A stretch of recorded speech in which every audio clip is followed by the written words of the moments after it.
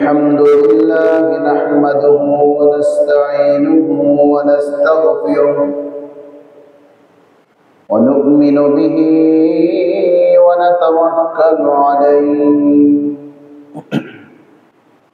ونعوذ بالله من شرور أنفسنا ومن سيئات أعمالنا من يهده الله فلا مضل له ومن يضلله فلا هادي له ونشهد أن لا إله إلا الله وحده لا شريك له ونشهد أن سيدنا وحبيبنا ومولانا محمدا عبده ورسوله أرسله بالحق بشيرا ونذيرا وداعيا إلى الله بإذنه وسراجا وقمرا منيرا أما بعد فأعوذ بالله من الشيطان الرجيم بسم الله الرحمن الرحيم وإذ قال إبراهيم رب اجعل هذا بلدا آمنا وارزق أهله من الثمرات من آمن منهم بالله واليوم الآخر قال ومن كفر فأمتعه قليلا ثم أضطره إلى عذاب النار وبئس المصير اللهم صل على محمد وعلى آل محمد كما صليت على إبراهيم وعلى آل إبراهيم إنك حميد مجيد ربي زدني علما رب اشرح لي صدري ويسر لي أمري واحلل عقدة من لساني يفقه قولي وبك نستعين يا فتاح سبحانك لا علم لنا إلا ما علمتنا إنك أنت العليم الحكيم محترم মুসল্লিন কিরাম মহান আল্লাহ পাকের দরবারে অসংখ্য অগণিত শুকর যে মহান প্রতিপালক আপনাকে আমাকে আজকের এই জুমার দিনে জুমার নামাজ আদায়ের জন্য প্রথম দিকে মসজিদে আসার তৌফিক দান করেছেন শুকর আদায় করি আলহামদুলিল্লাহ মুহতারাম হাজিরিন প্রতিটা প্রাণী তার জীবনের নিরাপত্তা চায় যে কোনো প্রাণী তার জীবনের নিরাপত্তাটা সবার আগে চায় খাদ্যের জন্য মানুষ যতটা ব্যাকুল হয় খাদ্যের জন্য মানুষ যতটা খোঁজাখুঁজি করে তার চাইতে বেশি মানুষ নিরাপদে থাকতে চায় শুধু মানুষ না পৃথিবীর সকল প্রাণী নিরাপদে থাকতে চায় নিরাপত্তা অত্যন্ত জরুরি একটা জিনিস নিরাপত্তাহীনতা মানুষকে অশান্তিতে রাখে মানব জীবন যখন নিরাপদহীন হয়ে পড়ে প্রাণীর জগৎ যখন নিরাপদহীনতার মাঝে পড়ে যায়, তখন স্থিতিশীলতা বলেন, ভারসাম্য বলেন, সব কিছু নষ্ট হয়ে যায়। এজন্য নিরাপত্তা অত্যন্ত জরুরি বিষয়। কিন্তু বড়ই দুঃখজনক ব্যাপারটা হলো, আমরা বিভিন্ন পাখি যেন বিলীন না হয়, বন্য প্রাণীগুলো যেন বিলীন না হয়, জলাশয়ে থাকা বিভিন্ন প্রজাতির মাছ যেন হারিয়ে না যায়, সেজন্য বহুমুখী উদ্যোগ আমরা গ্রহণ করি। আমরা বিভিন্ন পাখির আগমন আমাদের দেশে ঘটে। শীতের মৌসুমে অতিথি পাখিদের আগমন ঘটে। ভরা বর্ষায় বিভিন্ন প্রজাতির মাছ খাল বিলে পাওয়া যায়। সমুদ্রে অনেক প্রাণী আছে, সে সকল প্রাণীও যেন হারিয়ে না যায়, আমরা সেজন্য প্রাণীর একটা জাত যেন ধরে রাখা যায়, আমরা বহু পদ্ধতি গ্রহণ করি। এমনকি এই যে ধানেরও বিভিন্ন প্রকার আছে, বিভিন্ন জাত আছে, আমন, বুড়ো, আউশ। এই যে ধান, এই ধানগুলোর বিভিন্ন প্রজাতির ধান, এটা যেন বিলীন না হয়ে যায়, এটাকে কৃষি বিজ্ঞানীরা বিভিন্ন ভাবে এটাকে ধরে রাখার চেষ্টা করে। বনের মাঝে থাকা অনেক বৃক্ষ আছে, বনের বৃক্ষগুলো যেন হারিয়ে না যায়, এমন যেন না হয় যে এই প্রজাতির গাছটা নাই, চারা গাছ আর খুঁজে পাওয়া যাচ্ছে না। সেটাকে ধারণ করার জন্য, সেটাকে সুরক্ষা দেওয়ার জন্য বন বিভাগ, কৃষিবিদরা এটাকে গবেষণা করে বন বিভাগ এটাকে নিরাপদে রাখার চেষ্টা করে। কিন্তু বড় আশ্চর্য বিষয় হলো, বনের প্রাণীর জন্য নিরাপত্তা, সাগরে জলাশয়ে থাকা মাছের জন্য নিরাপত্তা, বৃক্ষের জন্য নিরাপত্তা আছে, এবং এটাকে আমরা খুব শক্তিশালী ভাবে, মজবুত ভাবে করে থাকি। বড় দুঃখের বিষয়টা হলো যেটা, সেটা হচ্ছে মানুষের নিরাপত্তাটার জন্য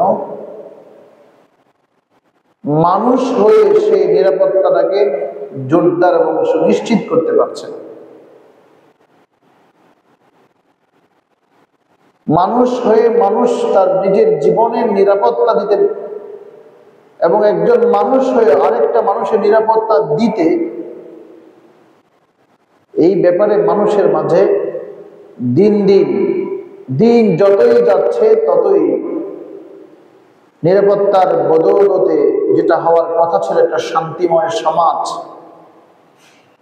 কিন্তু দিন যতই সামনের দিকে যাচ্ছে ততই মনে হচ্ছে কেন যেন এই শহর, এই নগর, এই সমাজ নিরাপত্তাহীনতার দিকে ধাবিত হচ্ছে।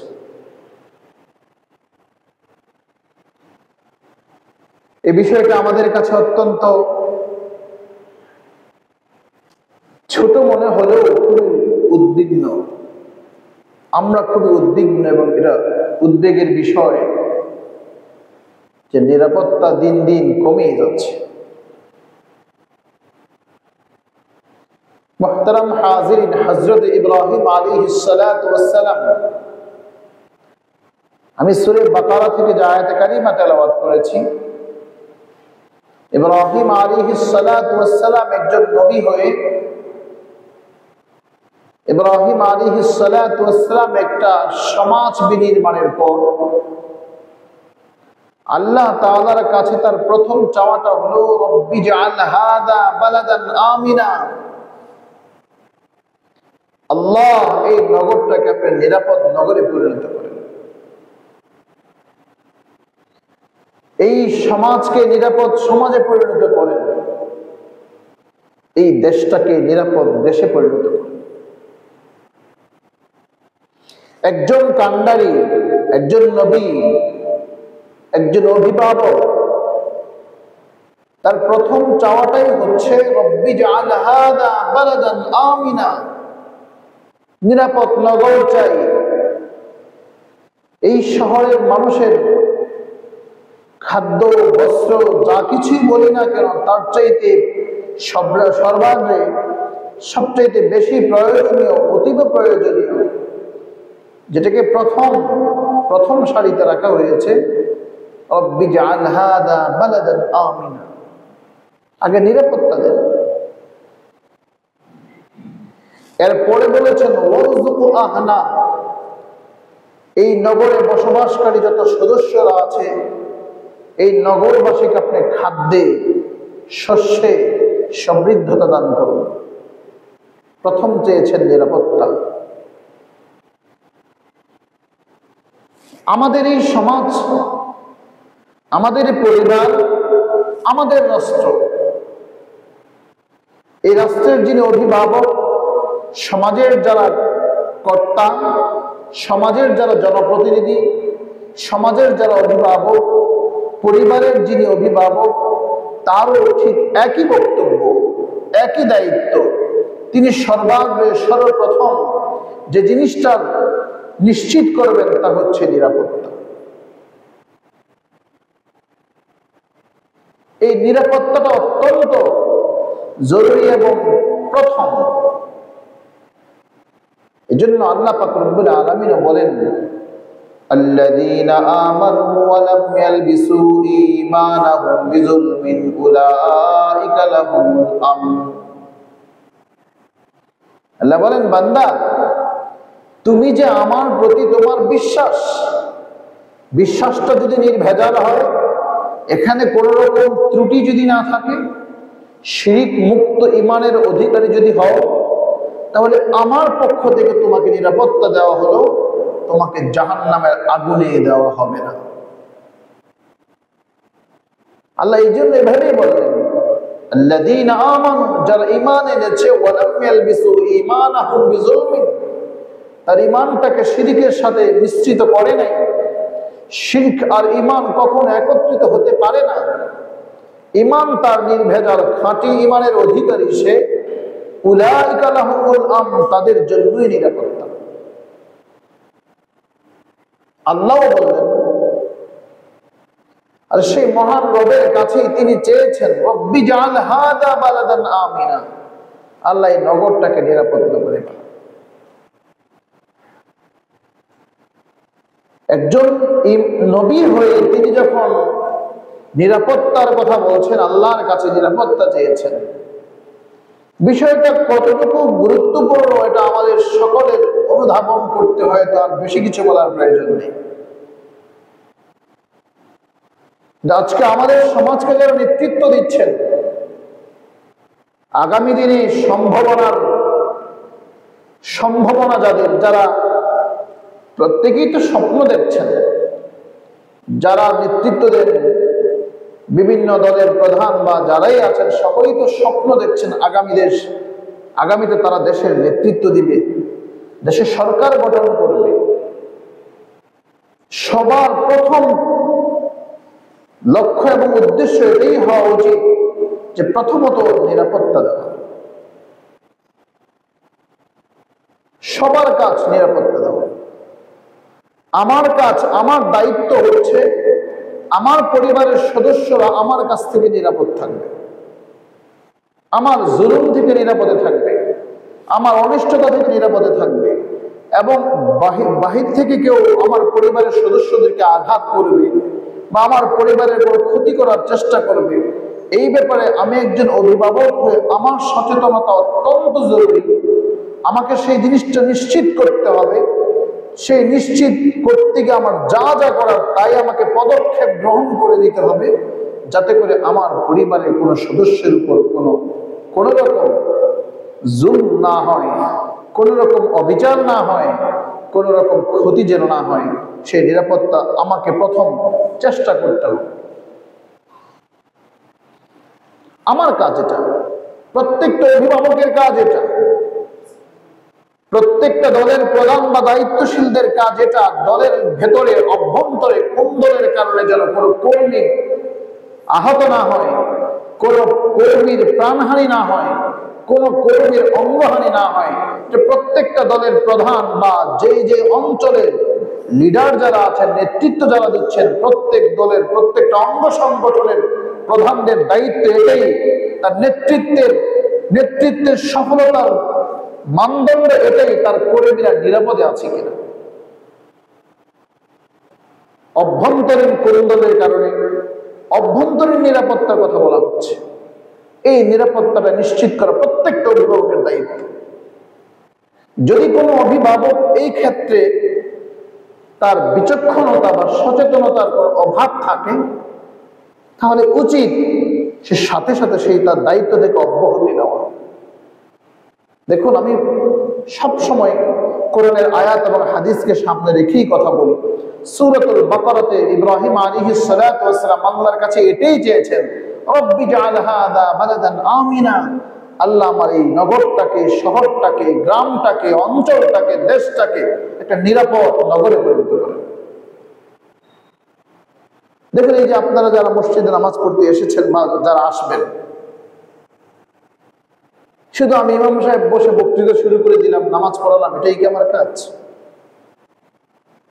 আমার দায়িত্ব হচ্ছে মসজিদে যারা আগন্তুক, যারা আসবেন, তাদের জন্য মসজিদটা পরিচ্ছন্ন কিনা, আমার সহকর্মী যারা আছেন এটাকে পরিষ্কার পরিচ্ছন্ন করে রাখলেন কিনা। শুধু তাদের দায়িত্ব পরিষ্কার পরিচ্ছন্ন বা গুছিয়ে রাখা, তাদের দায়িত্ব। আমার দায়িত্ব এটা, আমাকে দেখতে হবে সব ঠিকঠাক আছে কিনা। এই মানুষগুলো আসা যাওয়া করবে, তাদের আসা যাওয়ার পথটা নিরাপদ কিনা, নাকি এখানে এমন কোনো জিনিস পড়ে আছে যার কারণে মানুষের আসতে কষ্ট হবে। এটা দেখার দায়িত্ব কেবল অভিভাবক যিনি আছেন তার, অন্যদেরও আছে, কিন্তু অভিভাবক এতটাই সচেতন হবেন, তিনি এই ব্যাপারে, এই সমস্ত ব্যাপারে অত্যন্ত সচেতন হবেন, তার দায়িত্বের ক্ষেত্রে বড় সচেতন হবেন। কিন্তু আজকে আমাদের এই সমাজ ধীরে ধীরে, এবং এটা ধীরে ধীরে না, খুবই দ্রুত গতিতে কেমন যেন একটা নিরাপত্তাহীনতার দিকে খুব দ্রুততার সাথেই এগোচ্ছে। তার একমাত্র কারণ হচ্ছে সমাজকে যারা পরিচালনা করে, নেতৃত্ব দেয়, সেই নেতৃত্বের মাঝে খামখেয়ালিপনা এবং উদাসীনতা, বিভিন্ন কারণ থাকতে পারে, আর বহু কারণ আছে। যে সকল কারণের আমাদের সমাজটা দিন দিন অস্থিতিশীলতার এই পর্যায়ে চলে যাচ্ছে, আল্লাহ পাক সবচেয়ে ভালো জানেন সামনে আমাদের পরিণাম কি হবে। জন্য আল্লাহ পাক রব্বুল আলামিনের এই কথা, وَإِذْ قَالَ إِبْرَاهِيمُ رَبِّ اجْعَلْ هَذَا بَلَدًا آمِنًا وَارْزُقْ أَهْلَهُ,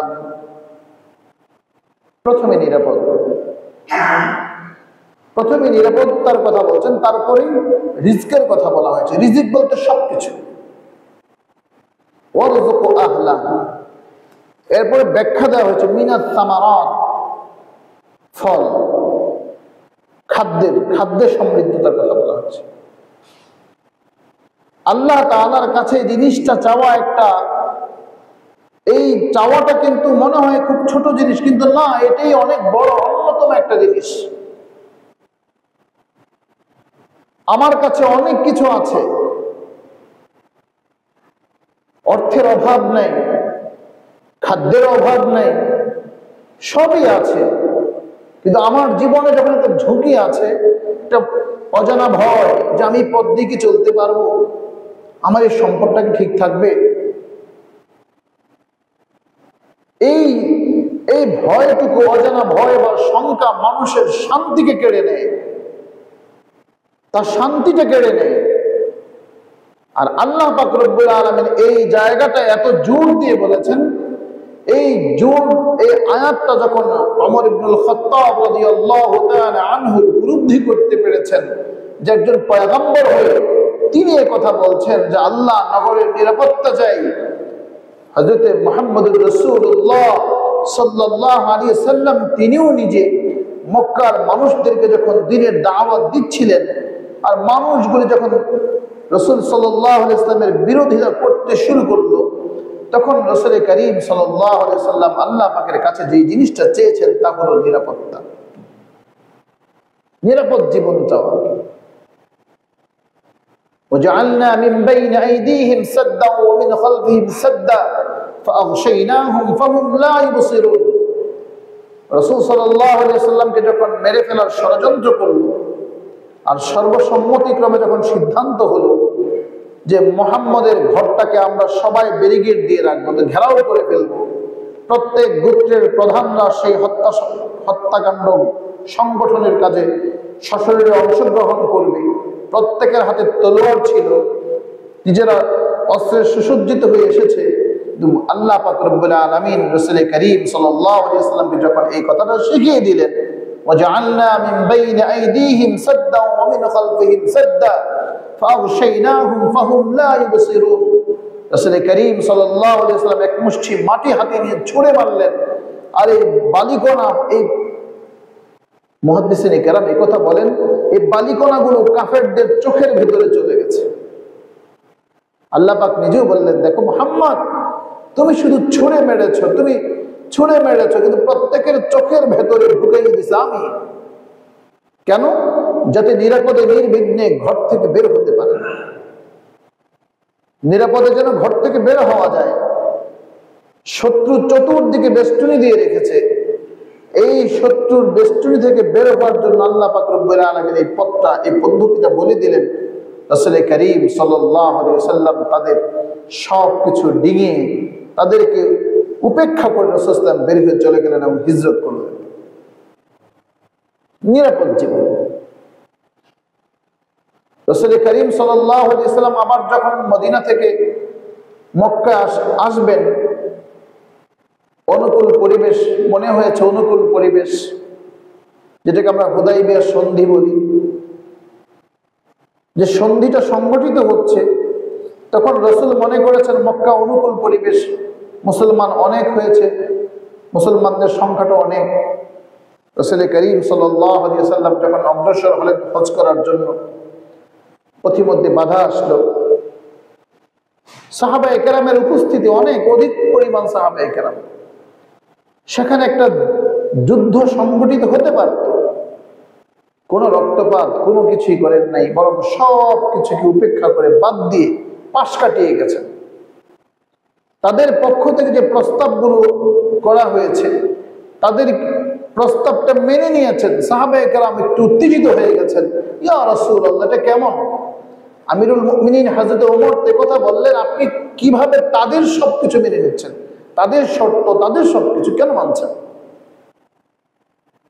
রাসূল করিম সাল্লাল্লাহু আলাইহি ওয়াসাল্লাম কথা বললেন, ওমর, এটা আমি নিজে স্বপ্রণোদিত হয়ে আমি নিজে স্বাক্ষর করছি তা না, এটা আল্লাহ পাক রব্বুল আলামিন জিবরিল আমিন আলাইহিস সালাতু ওয়াস সালামের মাধ্যমে আমাকে বার্তা দিয়েছেন, আমাকে জানিয়েছেন আমি যেন স্বাক্ষরটা করি। কারণ একটা রক্তপাতকে, এই রক্তপাতকে বন্ধ করার জন্য যাতে এখানে কোনো হট্টগোল না হয়, মারামারি না হয়। মুহতারাম হাজিরিন, এটাই হলো একটা নেতার কাজ, এটা নেতার কাজ। আজকে আমার বক্তব্যটা, আমার এই খুতবাটা, এইটা দেওয়ার উদ্দেশ্য হলো, আমরা যত দিন পার করছি, ধীরে ধীরে আমাদের বলিষ্ঠ নেতৃত্ব এবং সচেতন নেতৃত্ব যদি আমাদের মাঝে, আমাদের সমাজকে যারা পরিচালনা করেন, তারা যদি সেটা করতে ব্যর্থ হন, তো এই সুন্দর শান্তিময় সমাজটা অশান্তিতে পরিণত হয়ে যাবে। আপনারা বিগত এক সপ্তাহের খোঁজখবর অবশ্যই রাখেন, এক সপ্তাহের খোঁজখবর অবশ্যই আপনারা রাখেন পত্রপত্রিকায় বা যে নির্ভরযোগ্য যে সমস্ত সংবাদ মাধ্যম আছে, এগুলোর মাধ্যমে আপনার খবরগুলো রাখেন। মেরে মুহতারাম ভাই, দোস্ত বুজুর্গ, বিষয়গুলো অত্যন্ত খুবই মর্মাহত হওয়ার বিষয়। এই জন্য প্রত্যেকের কাছে আমার অনুরোধ, যে যেই জায়গাতে আছেন সেই জায়গাটাকে নিরাপদ করার জন্য, নিরাপদ যেন থাকে সেজন্য আপনি প্রথমত সচেতন হন। প্রথমত আপনি সচেতন হন। ওমর ইবনুল খাত্তাব রাদিয়াল্লাহু তাআলা আনহু এই কথাটাই বলতেন যে সুদূর ফোরাত নদীর তীরে যদি একটা কুকুর অনাহারে মারা যায়, সেই ফোরাত নদীর তীরে যদি একটা কুকুর পিপাসার্ত অবস্থায় সে মরে যায়, হাসরের মাঠে আমাকে জিজ্ঞেস করা হবে, ওমর সেই কুকুরটা কেন কাতরাচ্ছিল? কুকুরটা নদীর তীরে থাকা সত্ত্বেও কাতরাতে কাতরাতে পিপাসার কারণে তার মৃত্যুটা কেন? এই কথাটা রাসূল করিম সাল্লাল্লাহু আলাইহি ওয়াসাল্লামের সোহবতে থেকে, সান্নিধ্যে থেকে ওমর রাদিয়াল্লাহু তাআলা শিখেছেন।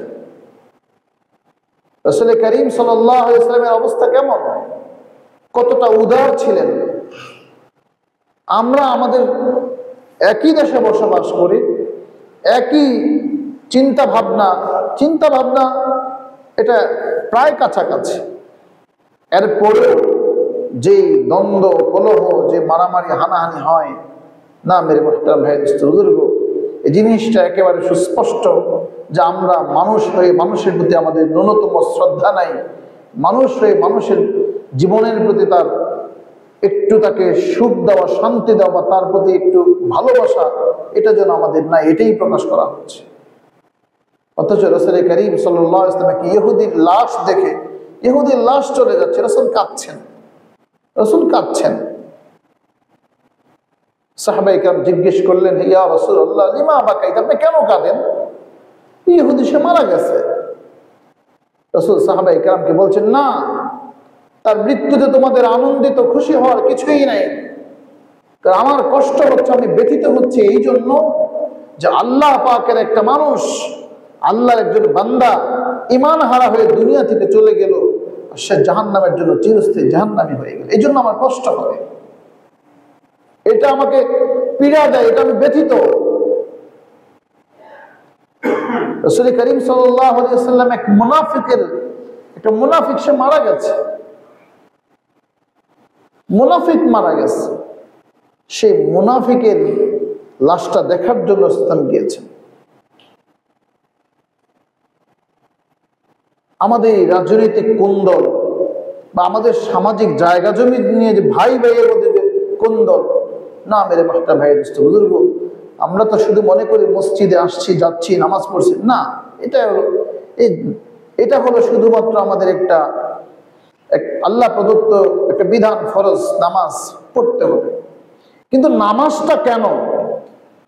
এই নামাজ হচ্ছে সালাত, যেটাকে বলা হয় নামাজ হচ্ছে আমি আল্লাহর সামনে আমার দেহটাকে বাহ্যিকভাবে আমি আত্মসমর্পণ করলাম, কিন্তু আমার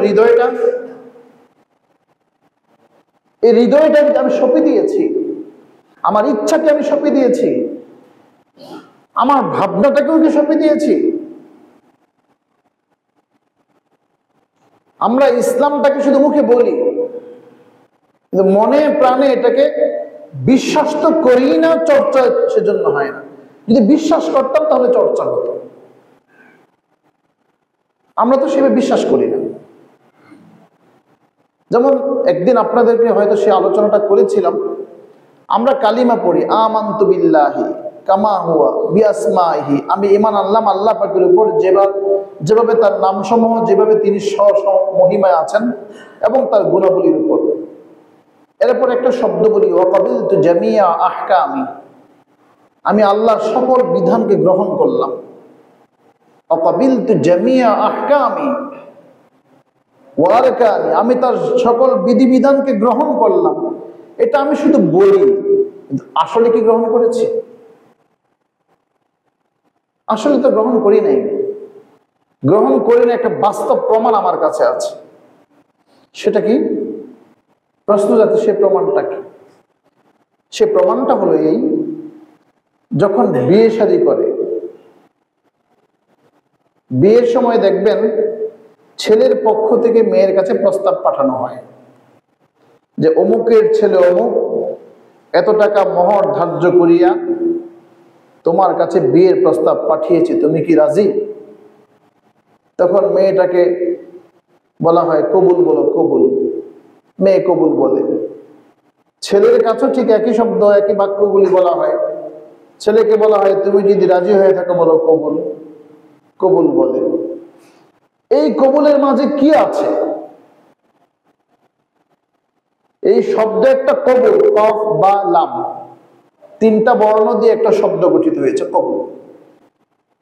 এই তিনটা বর্ণের ছোট্ট শব্দটা ব্যবহার করে আপনি একটা নারীর জীবনের দায়িত্ব আপনার মাথার উপর চাপিয়ে দেওয়া হলো। তার যা কিছু আছে, তার জীবনের সব দায়িত্ব আপনার উপরে। শুধু কবুল শব্দটা বলে, এই এই 3 অক্ষর বিশিষ্ট শব্দ দিয়ে এর মাঝে কিছুই নেই, শুধু গ্রহণ করেছি, এর বঙ্গানুবাদ। এই কারণেই তার জীবনের সব দায়িত্ব আপনার উপর বর্তাইল। এই কথাটা কি একবার চিন্তা করেছেন? ওয়াকাবিলতু জামিয়া আহকামিহি ওয়া আরকানি, আল্লাহ আমি আপনার সমস্ত বিধিবিধানকে গ্রহণ করলাম। ওয়াকাবিলতু জামিয়া আহকামিহি ওয়া আরকানি, আমি আপনার যা বিধান আছে সব আমি আমার জীবনে গ্রহণ করে নিলাম। আপনার স্ত্রীর সবকিছু বহন করছেন আপনি। আপনার স্ত্রী থেকে যে সন্তানগুলো আসলো তার জিম্মাদারি আপনার উপর। এটা শুধু একটা কবুল শব্দ দিয়ে এটাকে আপনি গ্রহণ করে নিয়েছেন। কিন্তু ওয়াকাবিলতু জামিয়া আহকাম, এই শব্দটা বলে আল্লাহর সাথে একটা চুক্তি, একটা প্রতিশ্রুতি, এটা আহদুন বলা হয়।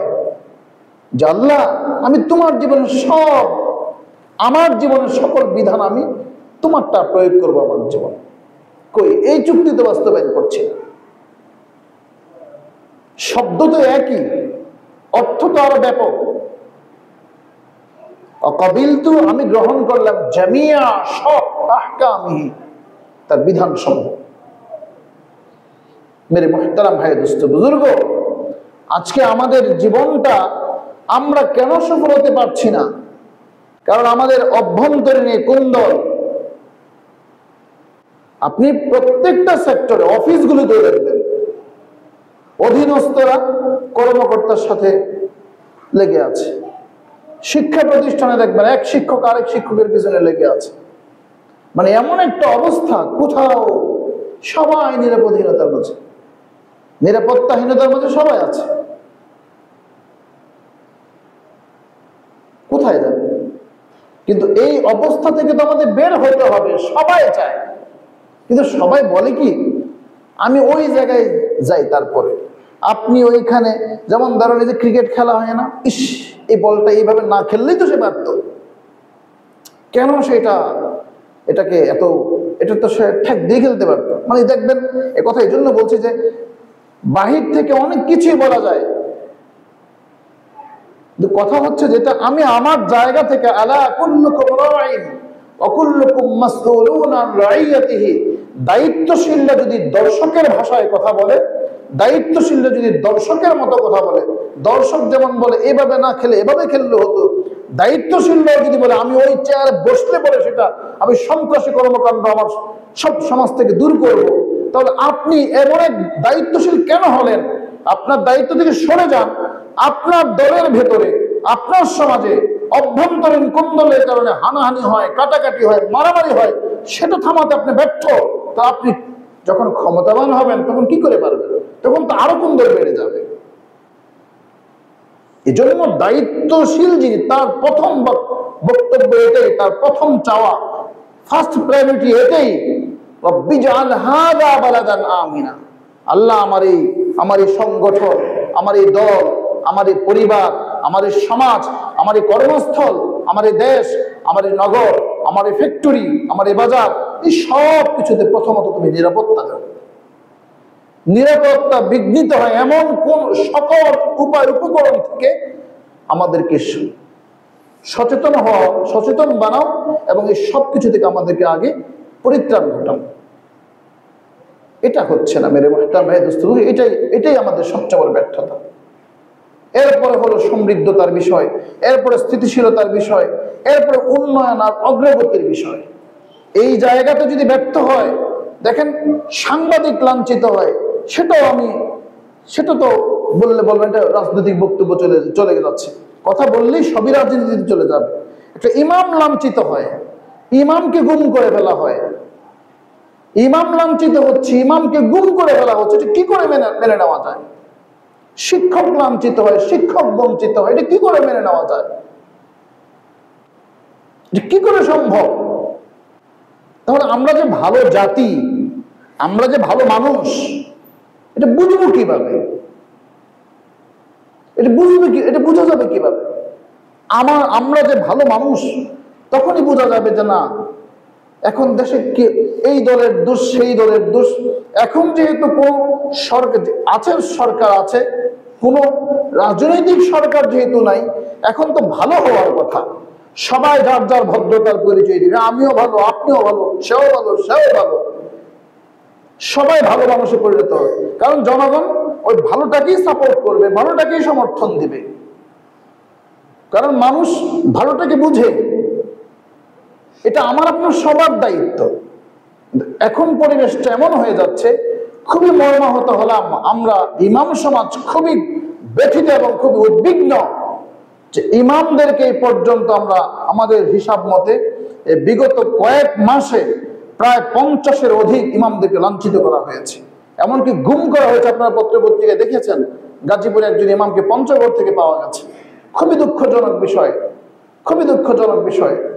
সেটাও বাদ দিয়ে মসজিদের ভিতরে প্রবেশ করে অথবা মসজিদের বাহিরে কোথাও একটা ইমাম, কেন আমি তো ইমাম শুধু আজকে আমার আলোচ্য বিষয় না, আলোচ্য বিষয় হচ্ছে প্রত্যেকটা নাগরিকের নিরাপত্তা। নবী কথা বলে নাই যে আল্লাহ এই আমার অমুক শ্রেণী পেশার মানুষকে, সুনির্দিষ্ট কোনো পেশার মানুষকে বলা হয় নাই যে তাকে নিরাপত্তা দাও।